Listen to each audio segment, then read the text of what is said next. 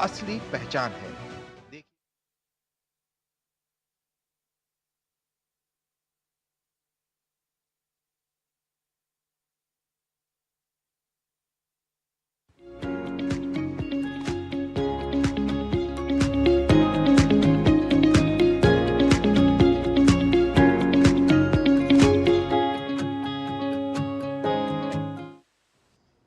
Screen तो आपकी है, पर अब आपका हुनर पूरे देश तक पहुंचेगा। नमस्कार। डिजिटल दुनिया में जिन क्रिएटर्स ने अपने हुनर से रील्स को रियल बनाया, लाइक्स को लाइफ और फॉलोअर्स को बना दिया फैमिली, आज वही टैलेंट पहुंच रहा है टीवी की सबसे भरोसेमंद स्क्रीन पर। डीडी न्यूज लेकर आया है क्रिएटर्स कॉर्नर, एक ऐसा मंच जहां पर सोशल मीडिया इन्फ्लुएंसर्स सिर्फ कंटेंट नहीं दिखाते, बल्कि अपनी कहानी, अपनी क्रिएटिविटी और कमिटमेंट भी शेयर करते हैं। यहाँ हर क्रिएटर को मिलेगा पूरा क्रेडिट, आपका नाम, आपका चैनल, आपकी पहचान, मंच हमारा, क्योंकि हुनर का होना चाहिए पूरा सम्मान और पहचान होनी चाहिए राष्ट्रीय। तो तैयार हो जाइए रील से रियल तक, मोबाइल से मेन स्ट्रीम तक और सोशल मीडिया से राष्ट्रीय मंच तक के इस शानदार सफर के लिए। आप देख रहे हैं क्रिएटर्स कॉर्नर, जहां क्रिएटर्स बनते हैं सेलिब्रिटीज।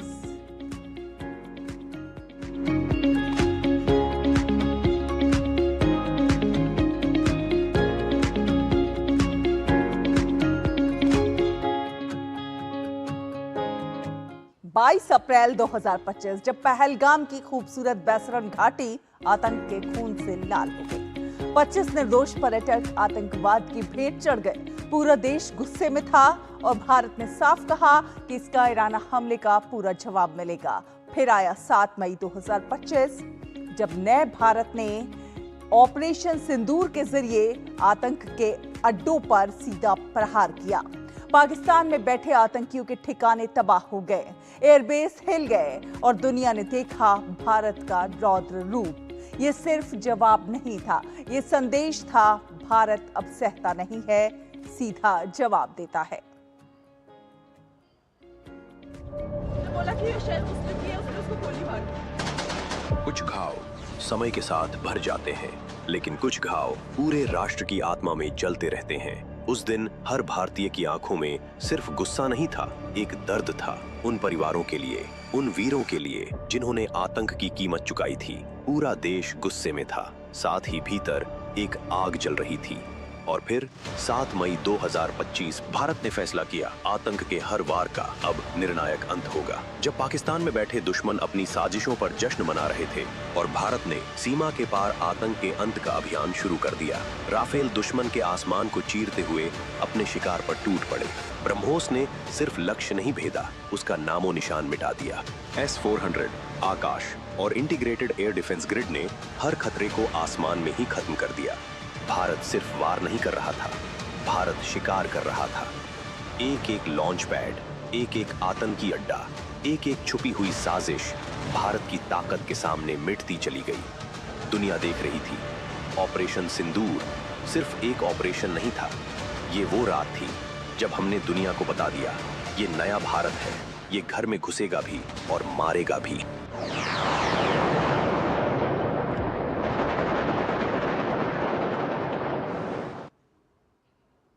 तो दुनिया ने देखी थी ऑपरेशन सिंदूर की ताकत।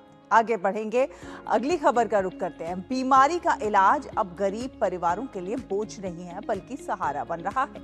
आयुष्मान भारत योजना, प्रधानमंत्री जन आरोग्य योजना के तहत हर साल 5 लाख तक का कैशलेस इलाज मिल रहा है। कैंसर, हार्ट सर्जरी और किडनी जैसी गंभीर बीमारियों का भी इलाज अब मुफ्त में संभव है। देश भर के सरकारी और निजी अस्पतालों में 55 करोड़ से ज्यादा लोग इस योजना का लाभ उठा रहे हैं। तो आखिर कैसे काम करती है ये योजना और कौन उठा सकता है इसके फायदे, बताएंगी कंटेंट क्रिएटर वृंदा खन्ना। 24 लाख भारतीय ट्रीटेबल बीमारियों से मरते थे। Cancer, heart attack, TB, diabetes, सब कुछ जो ठीक हो सकता था। फिर आया 30 अप्रैल 2018, दुनिया का सबसे बड़ी government health insurance scheme. 5 lakh पर फैमिली पर ईयर, बिल्कुल फ्री। और आज आउट ऑफ पॉकेट हेल्थ खर्चे 62% से गिर के 39% पे आ गए हैं, यानी कि 1.2 लाख करोड़ सीधा फैमिलीज की जेब में बच रहा है। ये कार्ड काम कैसे करता है? ये हर हॉस्पिटल में नहीं चलता, सिर्फ एम्पैनल हॉस्पिटल्स में चलता है। 27,000 से ज्यादा गवर्नमेंट एंड प्राइवेट हॉस्पिटल्स इसमें एम्पैनल्ड हैं। नीचे दिए हुए लिंक पे आप चेक कर सकते हैं कि आपके पास वाला हॉस्पिटल एम्पैनल्ड है या नहीं। कार्ड पूरे देश में चलेगा। मुंबई में बनवाया कार्ड लखनऊ में इलाज के लिए यूज किया जा सकता है, यानी कि माइग्रेशन वर्कर्स भी इन्हें इजीली यूज कर सकते हैं। अब इसके लिए कौन कौन एलिजिबल है? अगर आपके घर में कोई सरकारी नौकरी नहीं कर रहा, कार नहीं है, 5 एकड़ से ज्यादा जमीन नहीं है, तो आप शायद इसके लिए एलिजिबल हैं। अभी तक अराउंड 36 करोड़ से ज्यादा कार्ड्स बन चुके हैं। आज भारत सरकार की वजह से करोड़ों लोगों के लिए पहली बार आयुष्मान भव ये सिर्फ कोई आशीर्वाद नहीं है, ये एक सच है।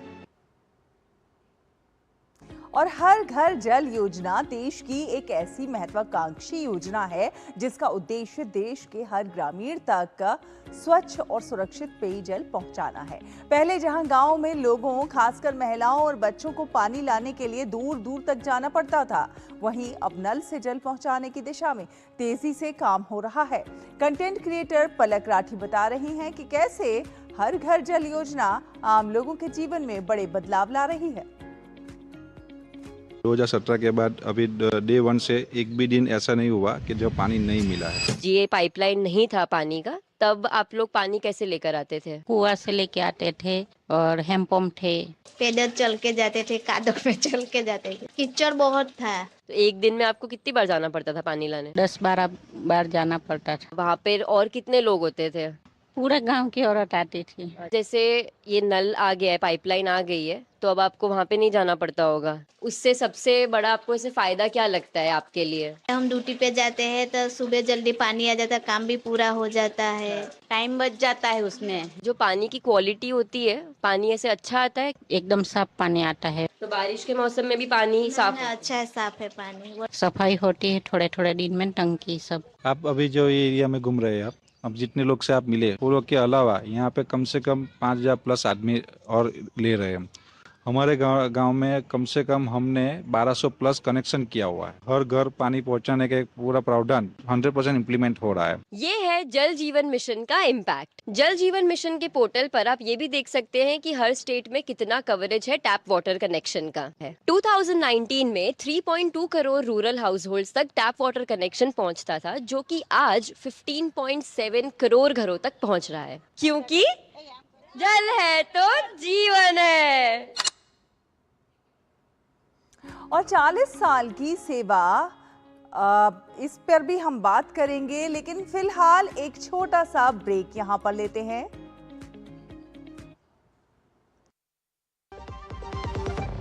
खाने में मेरी क्वीन के लिए क्या है? किंग मटर पनीर, किंग बैगन भरता, king veg pulao, king palak paneer kofta. ये सब किंग क्यों?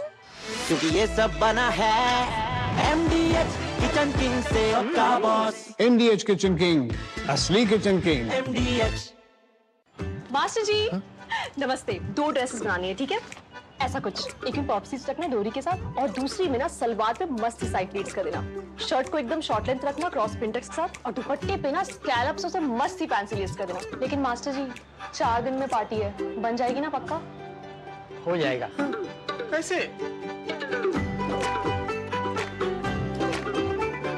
Just looking like a wow. Fashion changes हमेशा, उषा हमेशा। चाबी? दुकान की चाबी। पापा बाइक की। और घर की चाबी। ऊपर से KYC पेपर्स। हर बैंक के लिए अलग अलग, कहाँ सबके लिए एक चाबी होती? एक चाबी है CKYC ID।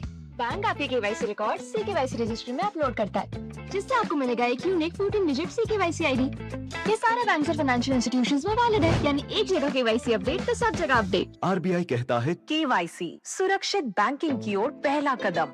जब धरती चीर कर निकलता है लोहे का पत्थर और मिलता है मोंगिया के जोश से, फिर तपता है, पिघलता है और बनता है फौलाद। अब होता है सरिया सारी खूबियों के साथ। मोंगिया स्टील, मजबूत देश का मजबूत सरिया। अगर आप नहीं रहे तो ना ये सैलरी रहेगी और ना ही आपके फैमिली का भविष्य। इसलिए आज ही पॉलिसी बाजार ऐप से लीजिए 1 करोड़ का टर्म इंश्योरेंस, सिर्फ 410 रुपए महीने से शुरू।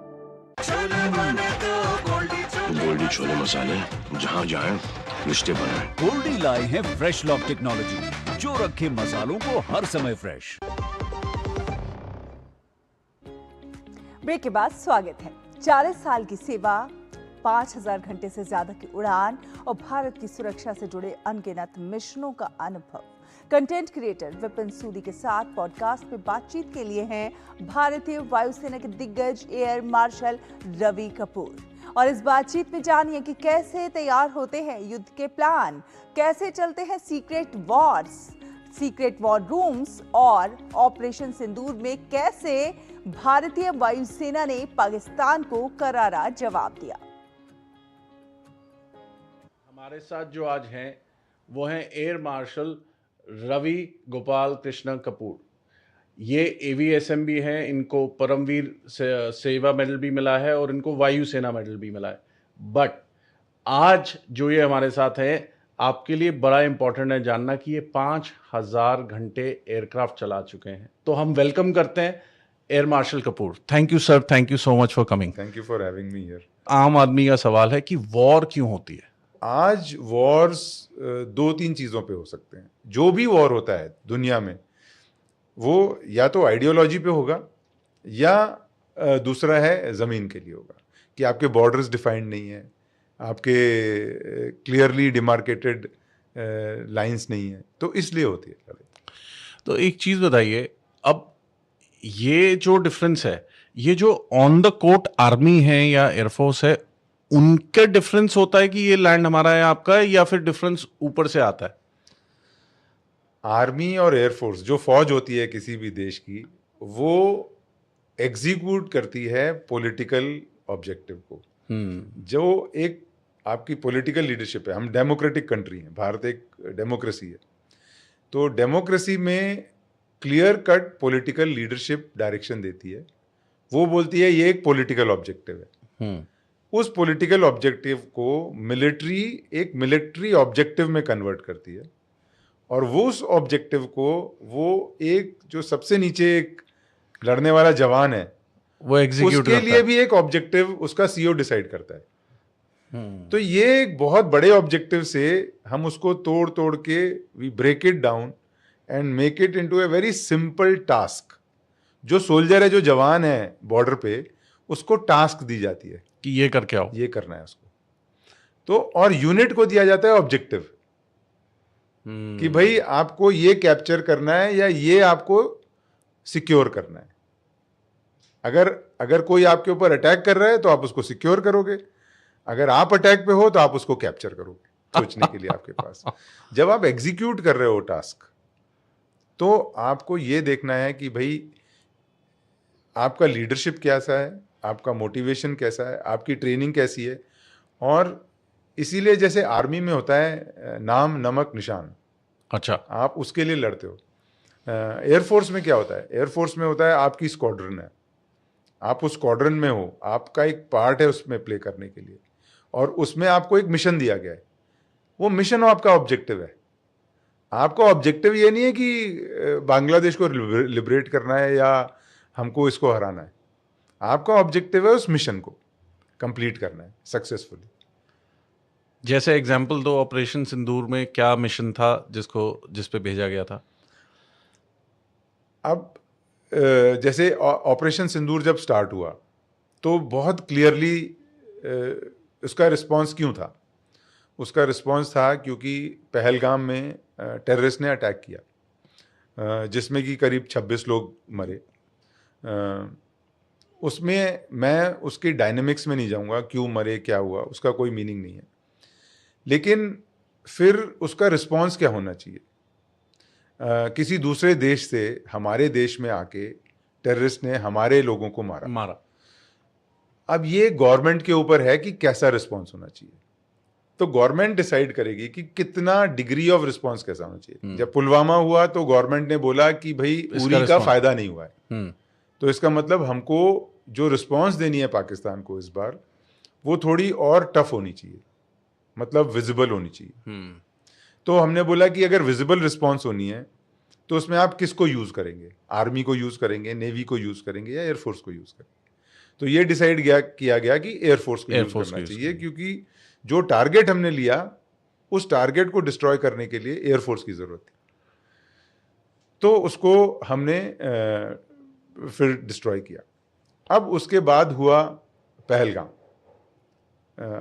तो गवर्नमेंट ने बोला कि अब 2 बार तो हो चुका है, अब ये पहलगाम भी हो गया है, तो इसका मतलब इस बार रिस्पांस थोड़ी और स्ट्रॉन्गर होनी चाहिए। तो वो स्ट्रॉन्गर रिस्पांस को कैसे किया जाए? अब हमने बोला कि भाई हमने पहले सिर्फ एक टेररिस्ट ग्रुप को टारगेट किया, बालाकोट या में एक टारगेट कैंप को टारगेट किया। अब हमें क्या करना चाहिए? अभी हमें जितने भी ग्रुप्स हैं सबके हेडक्वार्टर को और कुछ लॉन्च पैड्स को और कुछ ट्रेनिंग सेंटर्स को टारगेट करना चाहिए। तो ये गवर्नमेंट ने और हमने डिसाइड किया मिलके। बिल्कुल। उसके बाद ये डिसाइड हुआ कि भाई कैसे करेंगे और कौन इन्वॉल्व होगा।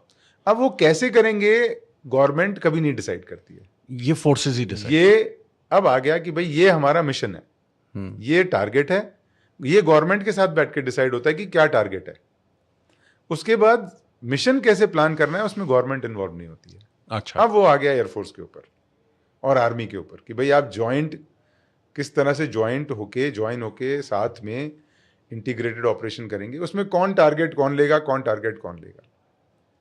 तो इस तरह से ये डिसीजन होता है कि भाई, और इसमें एक बार आपने जब आपको टारगेट मिल गया है तब आपका एम होता है कि हम एज ए टीम उसको कैसे मिशन को एग्जीक्यूट करें, क्योंकि फाइनली सक्सेस होना चाहिए मिशन। उस मिशन की सक्सेस के लिए आप ये नहीं क्वेश्चन करते हो कि भाई ये क्यों मार रहे हैं हम या इसको क्यों नहीं मार रहे फिर आप ये देखते हो कि इसमें इस टारगेट में कहां पर स्ट्राइक करने से सबसे ज्यादा इफेक्ट होगा।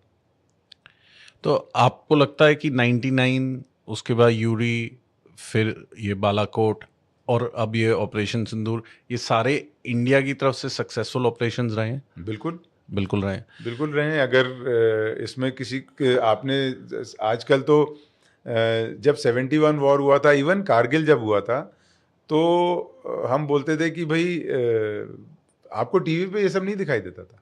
हाँ, नहीं देता था। आजकल तो लाइव है। अब तो लाइव दिखा। हाँ, मैं काफी टीवी चैनल्स पे गया सिंदूर में, मैं कुछ कमेंट करूं उससे पहले वो फोटो आ गई और वीडियो आ गया कि भाई इसने यहाँ पर वो हो गया है, यहाँ पर ये हो गया है। तो आज वॉर आपके ड्राइंग रूम में आ गया है। अभी war is no more distant. तो अ कॉमन मैन और a woman is today as involved in war as anybody else. 20% Pakistan air force को डिस्ट्रॉय किया। हमने पाकिस्तान को ये दिखा दिया कि भाई हमको जहां आपको मारना है हम आपको मार सकते हैं। हमने उनको ये दिखा दिया कि भाई आपके कोई टारगेट हमारी रीच के बाहर नहीं है। हमने उनको ये भी दिखा दिया कि भाई at that point and time of our choosing we will hit you when we want. So finally तो उन्होंने बोला कि भाई अब बस करिए। Got it. तो जो अभी सिंदूर हुआ उसमें कहते हैं एयर डिफेंस सिस्टम्स जो है उसका बहुत बड़ा रोल था, वो रोल थोड़ा एक्सप्लेन करो कैसे। अभी पहले क्या होते थे, सिर्फ बॉम्ब गिरा रहे हैं या रॉकेट फायर कर रहे हैं। अभी क्या हो गया है, आप अभी ड्रोन बहुत बड़ा कंट्रीब्यूशन हो गया है। Drone warfare has become a major part of warfare. तो ड्रोन्स हैं आपके, फिर आपके वेपन्स हैं जो एयर टू ग्राउंड वेपन्स हैं, फिर आपके सरफेस टू सरफेस मिसाइल्स हैं। तो पहले जो डिस्टेंसेस थे और स्पीड थी, वो अगर आप शॉर्ट रेंज मिसाइल फायर करोगे तो वो करीब 1 किलोमीटर पर सेकेंड या 2 किलोमीटर पर सेकेंड की स्पीड से रहेगा। जब आप लॉन्ग रेंज मिसाइल फायर करोगे तो उसकी स्पीड 5 किलोमीटर पर सेकेंड हो जाती है या 7 किलोमीटर पर सेकेंड। जितना डिस्टेंस बढ़ता है उतनी मिसाइल ऊपर जाएगी और उतने ही नीचे आएगी। जब नीचे आएगी तो एक्सीलरेट करेगी, तो उसकी स्पीड उतनी ही बढ़ जाएगी। तो अब जब आपके पास इतने तरह के वेपन्स हो गए हैं और ड्रोन कुछ 30 किलोमीटर पर आवर से लेके 50 किलोमीटर पर आवर पे चल सकता है, या 200-250 भी चल सकता है मीडियम लेवल। एक मिसाइल मैंने आपको भी बताया 800 मीटर पर सेकेंड से 2 किलोमीटर पर सेकेंड पे आ सकती है। एक वेपन आ रहा है, आपका बॉम्ब गिर रहा है, या एक एयर टू सरफेस मिसाइल आ रही है। तो इन सब को अगर आपको और दूसरा एयरक्राफ्ट भी हैं आपके एयर डिफेंस में, जो एयरक्राफ्ट आपके ऑपरेट कर रहे हैं एनिमी के एयरक्राफ्ट हैं, वो उसको भी इंटरसेप्ट करना है। तो एयर डिफेंस आपका एक पूरा इकोसिस्टम हो गया। तो एयर डिफेंस को इतने वैरायटी ऑफ टारगेट हैंडल करने थे इस बार। हाँ, तो उसमें और बहुत सारे, बिल्कुल, और साथ में बहुत सारे, साथ में ये नहीं है कि एक क्वाडकॉप्टर आया, फिर एक दूसरा ड्रोन आया, फिर एक, साथ में आ रहे हैं सब कुछ। तो इसमें आपको आइडेंटिफाई करना है, पहले डिटेक्ट करना है, फिर आप आइडेंटिफाई करोगे, फिर आप ट्रैक करोगे, फिर आप डिस्ट्रॉय करोगे। ये 4 प्रोसेस हैं, 4 स्टेप्स हैं एयर डिफेंस में। तो हम ये देखते हैं कि इतने सारे अगर हमारे पास थ्रेट्स हैं, तो उसको न्यूट्रलाइज करने के लिए भी हमारे पास डिफरेंट तरह के वेपन सिस्टम होने चाहिए। तो जो ड्रोन्स हैं उसको हम काउंटर ड्रोन सिस्टम से एड्रेस करते हैं। अच्छा, वो काउंटर ड्रोन सिस्टम 2 तरह का हो सकता है। एक तो होता है सॉफ्ट किल, दूसरा होता है हार्ड किल। सॉफ्ट किल में हम क्या करते हैं, जैसे आप अगर पायलट हो, आप ड्रोन को एक रिमोट कंट्रोलर से उड़ा रहे हो, तो आपका और ड्रोन के बीच का जो कनेक्शन है उसको तोड़ दें, फिर वो ड्रोन वैसे ही चलेगा, वैसे ही गिर जाएगा। दूसरा है हम ड्रोन को ही शूट डाउन कर दें, उसको हार्ड किल बोलते हैं। और अब मिसाइल्स आ गए, मिसाइल्स को भी हम ऐसे ही टारगेट करेंगे। तो जब सबको टारगेट करना है तो हमको एक, और ऐसा नहीं होना चाहिए कि सारे लोग एक ही चीज के ऊपर फायर कर रहे हैं। आपको ये डिसाइड करना होना किसके ऊपर कौन फायर कर रहा है। ये जाएगा, इस पे ये जाएगा, इस पे जाएगा, तो वो डिसीजन मेकिंग में आएगा, आपके कमांड एंड कंट्रोल में आएगा। तो एयरफोर्स एक बेसिक एयर डिफेंस इस देश की एयरफोर्स की रिस्पॉन्सिबिलिटी है।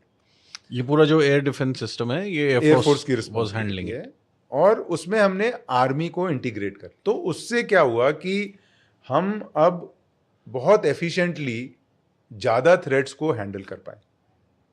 इसलिए हमने कहा, और इसके साथ S-400 और तो अगर आप रेंज देखोगे, अगर आप एयर डिफेंस की रेंज, तो S-400 350 किलोमीटर रेंज है।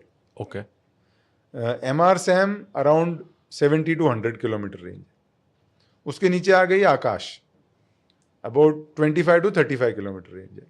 फिर आ गई पिचोरा, 15 to 25 किलोमीटर रेंज है। फिर आ गई स्पाइडर, फिर आ गई ओसा, फिर ये गन्स, फिर काउंटर यूएस सिस्टम। तो ये क्या हुआ कि अब अगर पाकिस्तान एयरफोर्स का एयरक्राफ्ट 300 किलोमीटर अपने पाकिस्तान के अंदर उड़ रहा है, तो उसको भी मैं टारगेट कर सकता हूं। तो S-400 उसको टारगेट करेगा। तो ये डिसाइड करना है कि भाई वहां से 3 थ्रेट्स आए, एक एयरक्राफ्ट है, एक मिसाइल आ रही है, एक ड्रोन आ रहा है, और एक वेपन आ रहा है।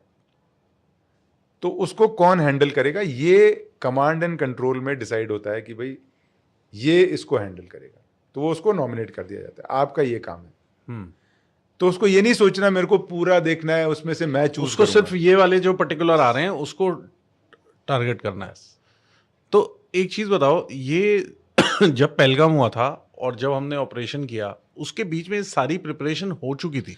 प्रिपरेशन हमेशा चलती रहती, इसीलिए मैंने आपको बताया ना, ट्रेनिंग। हम लोग इतनी एक्सरसाइजेज करते हैं, हर साल में एक्सरसाइजेज करते हैं साथ साथ में। और जब जो भी प्रोक्योरमेंट हो रहा है, वो प्रोक्योरमेंट इस तरह से होता है कि भाई वो कंपैटिबिलिटी आनी चाहिए। अब ऐसे नहीं होना चाहिए कि आपने सिस्टम खरीद लिया जो हम इसको साथ जोड़ ही ना पाए।